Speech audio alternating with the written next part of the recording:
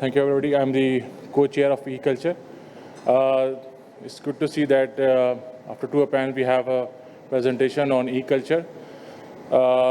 We have collaborated with the Nepal for the presentation. The first presentation from the Neetu Dengol on the Kalijara uniting tradition and technology to revive the Ranjana script and Nepal Bhasa. The second presentation from the Suraj Dangol, basically from the esports merging entertainment, competition and community. Plus the local community of Pakistan also joined hand with us for the e-culture session. So third presentation for the session 1 was from the Dr. Muiz Hakkal, the ancient Buddhist heritage of Gandhara, Pakistan, which is a real source of inspiration for us also. A source of veneration for modern Buddhist communities around the world. So that was the third presentation. The second session, the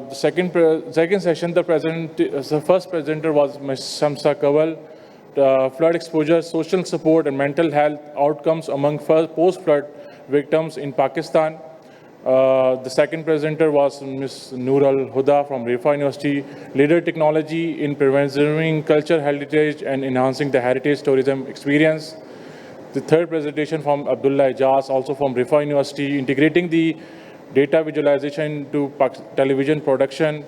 The fourth and final presentation was also from the Gandhara civilization, Pakistan intercultural heritage. So that was the 7th presentation that was take place in the e-culture working group, and it will win, and it was a very interactive session.